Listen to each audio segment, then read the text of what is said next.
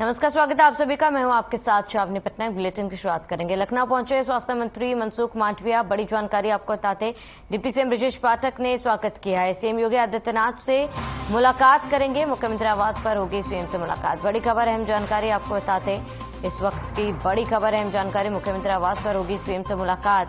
CM Yogi Adityanath से करेंगे मुलाकात। बड़ी जानकारी, अहम खबर। लखनऊ पहुंचे स्वास्थ्य मंत्री मनसुख मांडविया। डिप्टी सीएम ब्रजेश पाठक ने स्वागत किया। सीएम योगी आदित्यनाथ से करेंगे मुलाकात। बड़ी जानकारी आपको बता दें, मुख्यमंत्री आवास पर होगी सीएम से मुलाकात और सीएम योगी आदित्यनाथ से मुलाकात करेंगे। बड़ी जानकारी आपको बता दें, इस वक्त की लखनऊ पहुंचे स्वास्थ्य मंत्री मनसुख मांडविया और डिप्टी सीएम ब्रजेश पाठक ने स्वागत किया। सीएम योगी आदित्यनाथ से करेंगे मुलाकात। बड़ी जानकारी, मुख्यमंत्री आवास पर होगी सीएम से मुलाकात। सीएम योगी आदित्यनाथ से करेंगे मुलाकात।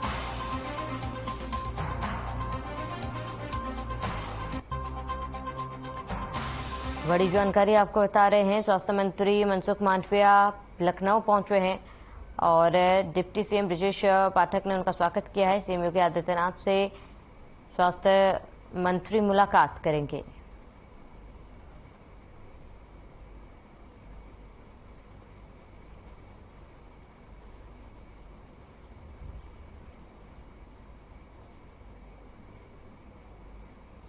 खबर लखनऊ से है, जहां एक दरोगा ने खुद को गोली मारकर सुसाइड कर लिया। बताते कि महानगर के न्यू हैदराबाद स्थित आवास पर 54 वर्षीय दारोगा ज्ञान सिंह ने खुद को गोली मारकर सुसाइड कर लिया। वहीं सुसाइड से पहले साले को फोन कर अंतिम संस्कार करने की तैयारी करने को कहा। सूचना पर पहुंची पुलिस ने गेट तोड़कर कमरे में किसी तरह दाखिल। पुलिस ने शव को कब्जे में लेकर पोस्टमार्टम के लिए भेजा।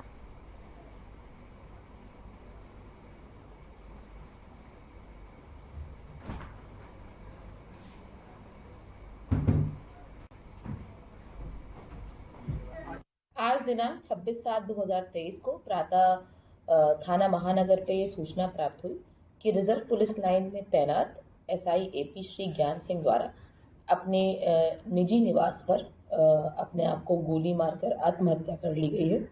मौके पर थाना महानगर की टीम द्वारा अग्रिम विधिक कार्रवाई करते हुए शव को पोस्टमार्टम हेतु भेजा गया है।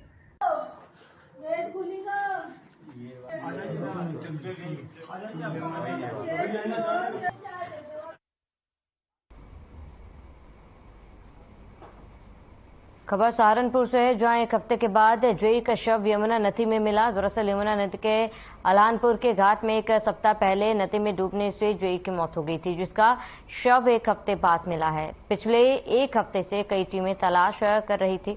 आपको बता दें कि विद्युत लाइन का सर्वे करने पहुंचे थे जेई, तभी अचानक पैर फिसलने से यमुना नदी में डूब गए। तभी ये हादसा हुआ। आपको बता दें, चिलकाना के आलहनपुर घाट पर हुआ था हादसा। अब नकुड़ के टाबर गांव के घाट से शव बरामद हुआ है।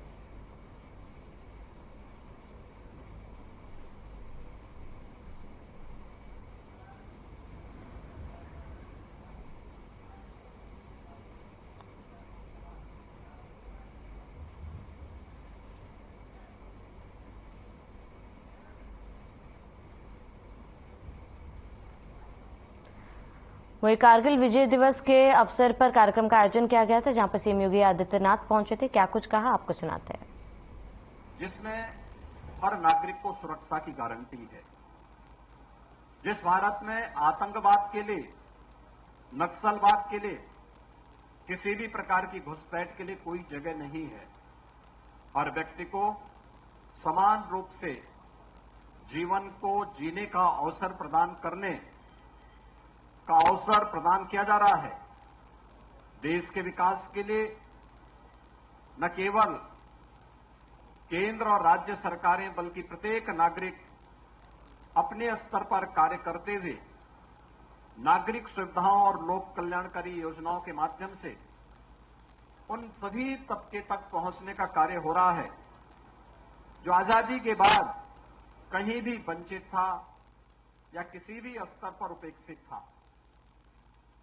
देश की आंतरिक या बाह्य सुरक्षा के लिए भारत माता के जो भी जवान अपना बलिदान देते हैं, उन सभी के बलिदान की कोई कीमत नहीं हो सकती, वो अमूल्य है, हम सबके लिए अविस्मरणीय है, पूरे राष्ट्र के लिए अभिनंदनीय है लेकिन प्रदेश सरकार ने उनके परिवारजनों के प्रति सम्मान का भाव व्यक्त करते हुए एक व्यवस्था दी है कि जो भी जवान अगर देश की सीमाओं की रक्षा करते हुए या आंतरिक सुरक्षा में शहीद होता है तो राज्य सरकार भी अपने स्तर पर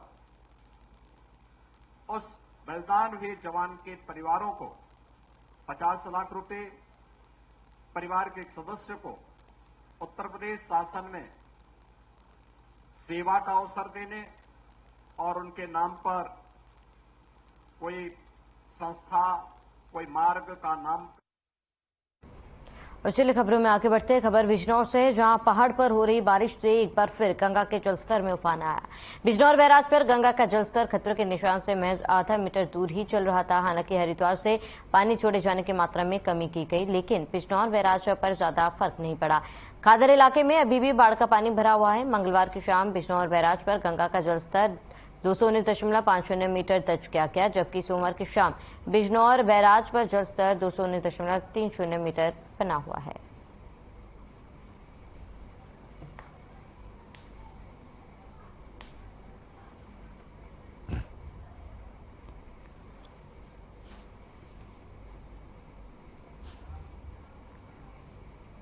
कानपुर से बड़ी जानकारी, सिलेंडर लीकेज होने से लगी आग। बड़ी जानकारी आपको बता दें, आग की लपटों ने विकराल रूप लिया। आग देख लोगों में अफरा तफरी मची है। गृहस्थ का सामान जलकर खाक हो गया। सूचना के बाद फायर ब्रिगेड मौके पर कड़ी मशक्कत के बाद आग पर काबू पाया गया। सजेती थाना क्षेत्र के कुरिया गांव की यह घटना। बड़ी जानकारी, सूचना के बाद फायर ब्रिगेड मौके पर पहुंची। बड़ी जानकारी आपको बता रहे, कानपुर से सिलेंडर लीकेज होने से आग लगी है। आग की लपटों ने विकराल रूप लिया। आग देख लोगों में अफरा तफरी मच गई। गृहस्थी का सामान जलकर खाक हुआ और सूचना के बाद फायर ब्रिगेड मौके पर पहुंची। बड़ी जानकारी आपको बता दें, कानपुर से सिलेंडर लीकेज होने से आग लगी।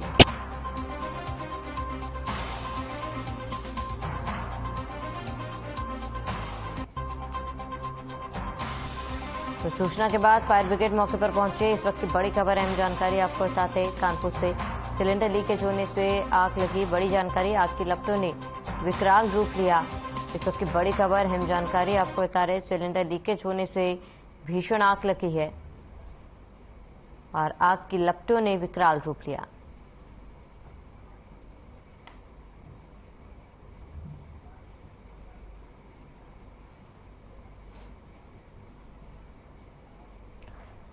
खबर कानपुर से है, जहां जेएमडी वर्ल्ड स्कूल में अद्भुत उत्सव आयोजन किया गया। इस आयोजन में सभी छात्रों ने अपने नेतृत्व कौशल और अपनी क्षमताओं का प्रदर्शन करके श्रेष्ठता की मिसाल पेश की।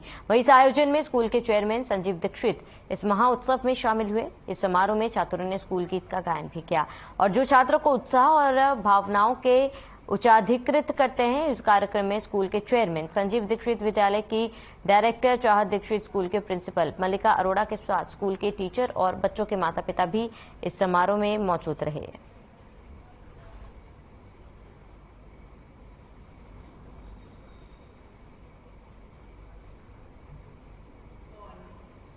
जेएमडी वर्ल्ड स्कूल में आज इन्वेस्टिचर सेरेमनी का आयोजन किया गया, जिसमें स्टूडेंट काउंसिल के बच्चों को सिलेक्ट किया गया, उनको पोस्ट दी गई और बैज और सैश पहनाए गए। और मार्च पास्ट के साथ में बच्चों ने बहुत ही अच्छा प्रदर्शन किया और अपना स्ट्रेंथ एंड वैलर दिखाते हुए बहुत ही स्मार्ट मार्च पास्ट के फॉर्म्स में और बच्चों को बैजेस पहनाए गए। हमारे पास स्कूल 8 तक है, 6, 7, 8 के बच्चे थे जो कि ऑफिस बेयरर्स बनाए गए।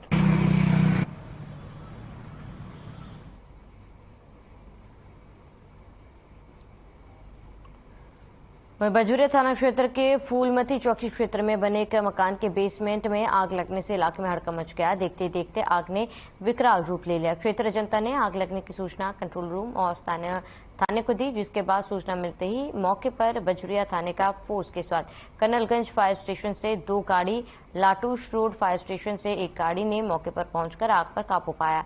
एसओ प्रदीप कुमार ने बताया कि सक्रिय गली होने की वजह से आग बुझाने में काफी दिक्कत सामने आई, पर स्थिति अब सामान्य है। आग पर पूरी तरह से काबू पा लिया गया।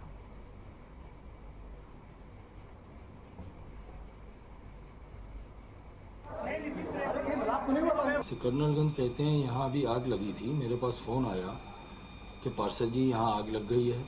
शॉर्ट सर्किट से। जब मैं पहुंचा हूं तो जानकारी करी तो मालूम पड़ा शॉर्ट सर्किट से आग लग गई है। मोहल्ले के लोगों ने और बच्चों ने बहुत जानतोड़ मेहनत करी, अपनी जान को जोखिम में डालकर उन्होंने आग बुझाने का काम किया, लेकिन आग बुझ ही नहीं रही थी, किसी भी सूरत से नहीं बुझ रही थी और बढ़ रही थी। फिर उसके बाद फायर ब्रिगेड की टीम आई है। मैं उनकी जितनी भी तारीफ की जाए कम है, बधाई के पात्र हैं वो लोग। मकान में आग लगी, इस पर त्वरित कार्रवाई करते हुए फायर स्टेशन के निर्णय से 2 बड़ी गाड़ी, 1 गाड़ी लाठी सोर्स से क्षेत्र की संवेदनशीलता को देखते हुए तुरंत रवाना की गई। साथ में हम भी वहाँ रवाना हुए। वहाँ जाकर देखा कि 300 मीटर अंदर जाके पतली सी गली में अंदर एक मकान में बेसमेंट में आग लगी हुई। तो काफ़ी दूरी होने के कारण वहाँ पर 12-13 हौज फैलाकर कार्य करना पड़ा, क्योंकि गलियों में ऊपर बिजली के तारों का जाल फैला हुआ था, जिससे बड़ी गाड़ियों का मूवमेंट अच्छी तरह से नहीं हो रहा था।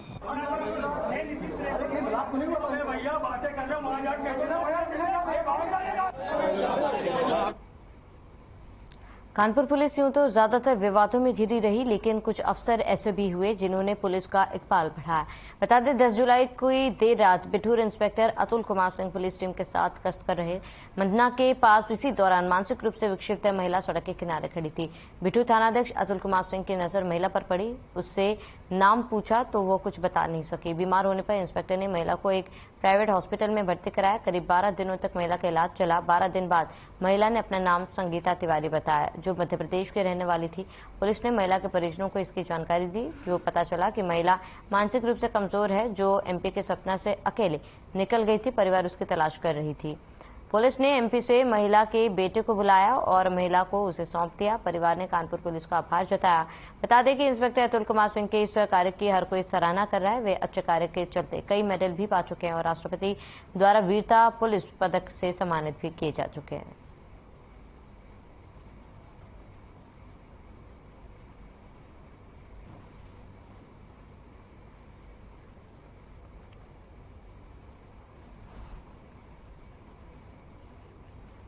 खबर प्रयागराज से है, जहां मकान को फर्जी कागजात के जरिए अवैध कब्जा करने और 50 लाख रुपए की रंगदारी मांगने के मामले में प्रयागराज की करेली पुलिस ने फैज भूरे को गिरफ्तार किया। माफिया अतिक अहमद गैंग का सदस्य और अली अहमद का साथी फैज भूरे को किया गया गिरफ्तार। अतिक अहमद के साथ पूर्व में सैम हिगिंगबॉटम कृषि विश्वविद्यालय में प्रोफेसर को थप्पड़ मारने का भी आरोपी रहा है।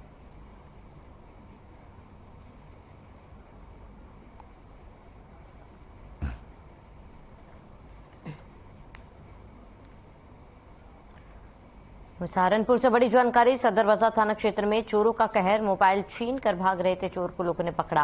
गुस्साए लोगों ने चोर की जमकर पिटाई की। लाइब्रेरी से वापस आ रही छात्रा से चोर ने मोबाइल छीना था। थाना सदर बाजार इलाके के रेलवे रोड का ये पूरा मामला। बड़ी जानकारी आपको बता रहे हैं, इस वक्त की बड़ी खबर, अहम जानकारी।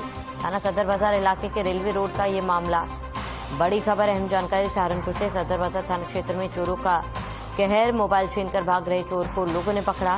गुस्साए लोगों ने चोर की जमकर धुनाई भी कर दी। एक छात्रा से फोन छीनकर भाग रहा था चोर, जिसे पकड़कर उसकी जमकर पिटाई की गई और पुलिस के हवाले किया गया।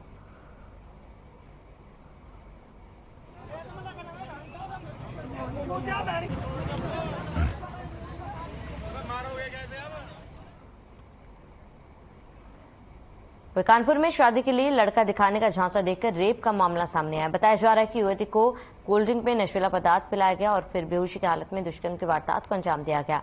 युवती का आरोप है कि पड़ोस में मीरा नाम की महिला शादी के लिए लड़का दिखाने का झांसा देकर बिधनू के एक होटल में लेकर गई, जिसके बाद उसने घाटमपुर में रहने वाले पुरुषोत्तम नाम के युवक से मुलाकात कराई। फिर कोल्ड ड्रिंक में नशीला पदार्थ देकर वारदात को अंजाम दिया। पुलिस ने पीड़िता की तहरीर पर शिकायत दर्ज कर आरोपी को गिरफ्तार कर लिया।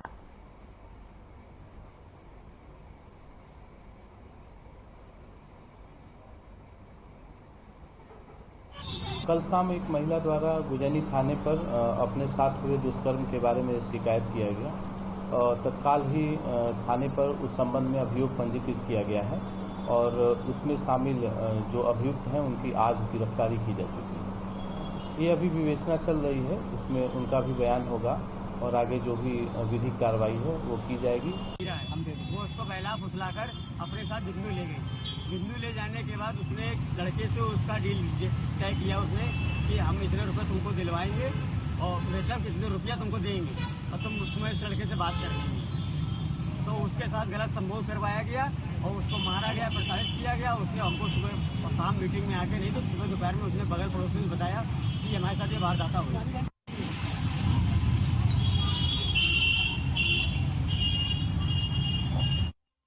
लड़का दिखाने का झांसा देकर पीड़िता के साथ दुष्कर्म किया गया। कोल्ड ड्रिंक में नशीला पदार्थ मिलाकर पीड़िता के साथ दुष्कर्म को अंजाम दिया गया था। पड़ोस की रहने वाली महिला पर झांसा देकर बाहर ले जाने का आरोप लगा है। फिलहाल पुलिस पूरे मामले की जांच कर रही है और आरोपी लड़के को गिरफ्तार कर लिया गया है।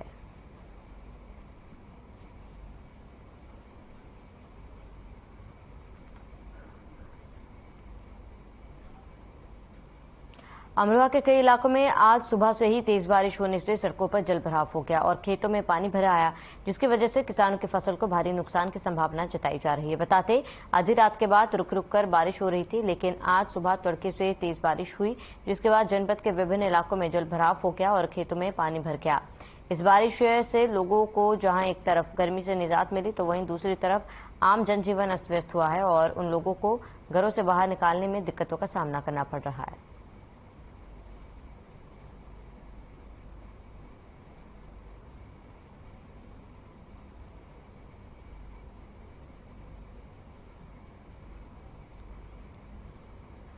कन्नौज से बड़ी जानकारी। मणिपुर हिंसा मामले पर आक्रोश। इस वक्त की बड़ी खबर। एआईएमआईएम ने की मणिपुर सरकार बर्खास्त करने की मांग। एसडीएम को सौंपा राष्ट्रपति को संबोधित ज्ञापन। बड़ी जानकारी। राष्ट्रपति शासन लगाने की भी मांग की गई। केंद्र सरकार की खामोशी पर भी सवाल उठाए। एआईएमआईएम जिलाध्यक्ष इशरत खान ने ज्ञापन सौंपा है। बड़ी जानकारी आपको बता रहे हैं। कन्नौज से मणिपुर हिंसा मामले पर आक्रोश। एआईएमआईएम के मणिपुर सरकार बर्खास्त करने की मांग। एसडीएम को सौंपा राष्ट्रपति के नाम ज्ञापन। बड़ी जानकारी। राष्ट्रपति शासन लगाने की भी की गई मांग।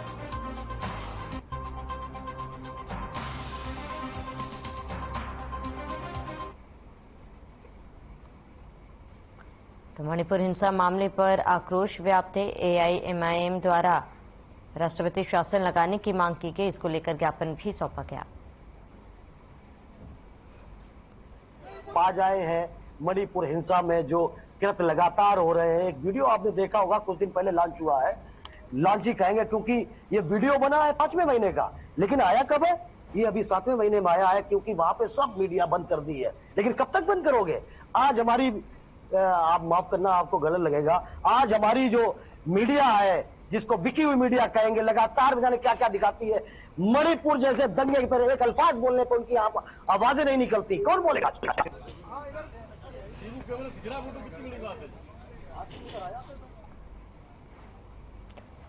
खबर है ललितपुर से, जहां कई बीते दिनों पहले सरदारपुरा निवासी सचिन जैन, जो कपड़े के व्यापारी हैं, उनके वहां दिन दहाड़े 3 नकाबपोशों ने घुसकर लूट और अपहरण का प्रयास किया था, जिससे नगर सनसनी फैल गई थी और पुलिस की कार्यशैली पर भी प्रश्न चिन्ह लग रहा था, जिसे लेकर पुलिस ने कई टीमें लगाई और आज पुलिस ने इस घटना का खुलासा करते हुए 3 आरोपियों को गिरफ्तार किया है और कोर्ट में पेश किया, जहां से उन्हें जिला कारागार भेज दिया गया। पुलिस के मुताबिक बदमाश अपहरण नहीं बल्कि लूट के इरादे से घर में घुसे थे और इस पूरी घटना में कारोबारी कापुर में काम करने वाला नौकर भी शामिल था और इसने ही अपने 2 साथियों से मिलकर अपराध को अंजाम देने की योजना बनाई थी। नौकर ने दोनों साथियों को बताया कि कपड़ा व्यापारी सचिन जैन के लाखों की रकम रोज आती है और एक बड़ी रकम मिल सकती है। इसी लालच में उन्होंने इस घटना को अंजाम दिया।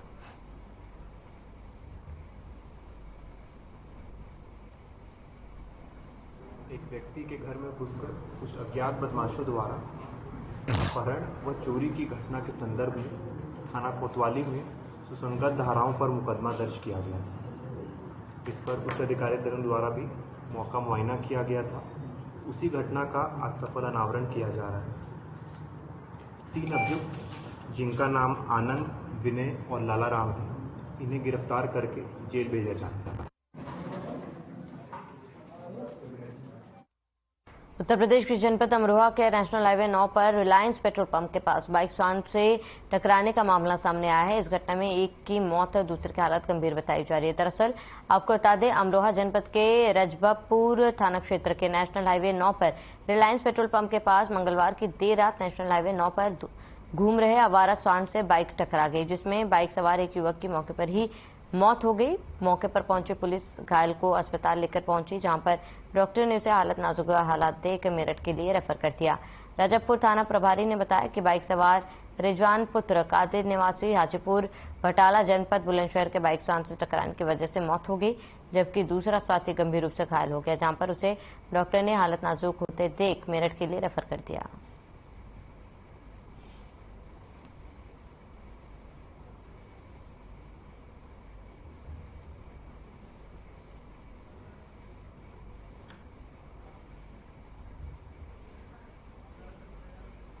ललितपुर सदर कोतवाली क्षेत्र के अंतर्गत एक गुटखा व्यापारी ने 2 मीडियाकर्मी पर शिकायती पत्र देकर मामला दर्ज किया।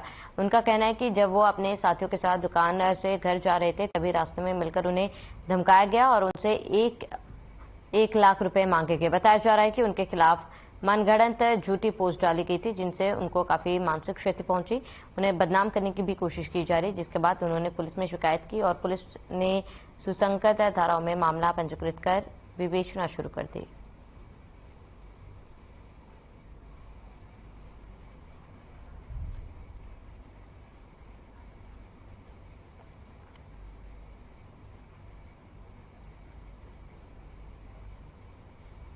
सीमा हैदर के नेपाल के रास्ते भारत में दाखिल होने के बाद नेपाल और भारत के बॉर्डर पर सवालिया निशान उठने शुरू हो गए।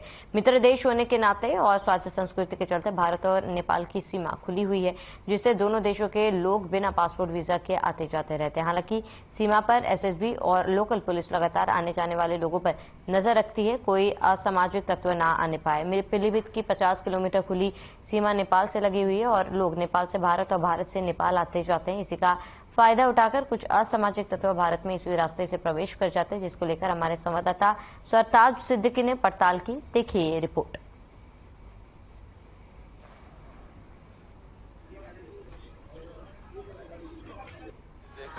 अब सीमा हैदर का मामला है, कितना छाया हुआ है। सीमा हैदर जी पाकिस्तान से अपने 4 बच्चों के साथ बगैर वीजा बगैर पासपोर्ट के नेपाल के रास्ते से इंडिया में प्रवेश कर जाती हैं।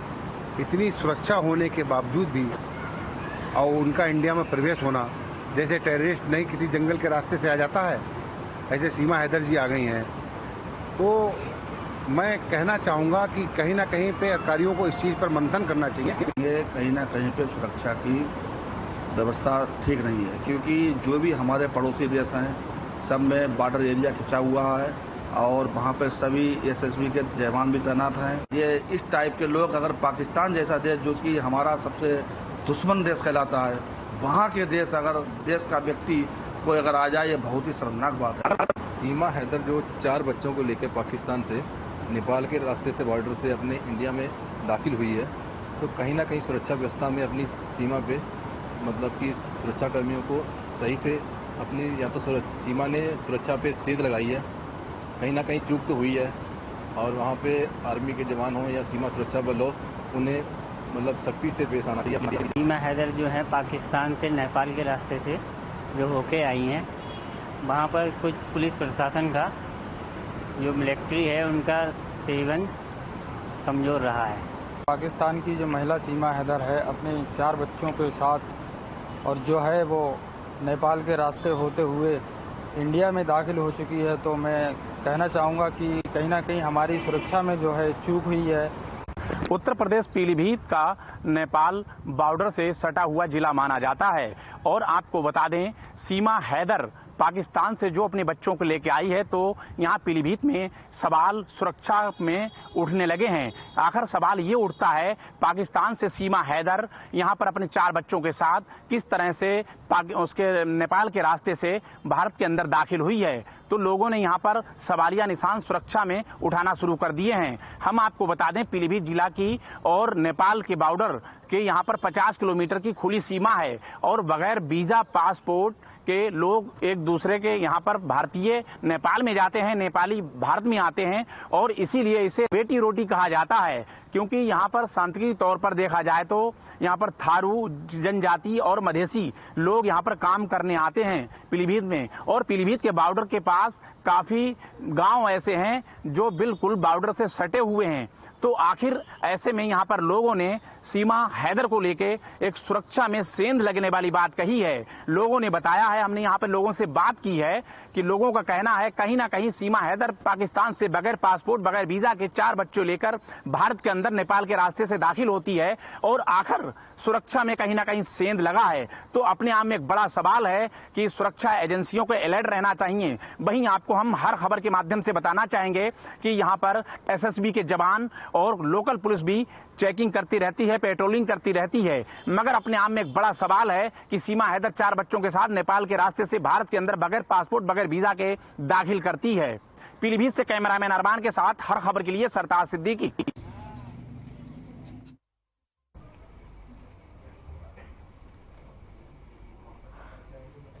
और चलिए इसके साथ इस बुलेटिन में फिलहाल में इतना ही। देश प्रदेश की तमाम बड़ी खबरों के लिए बने रहे हमारे साथ।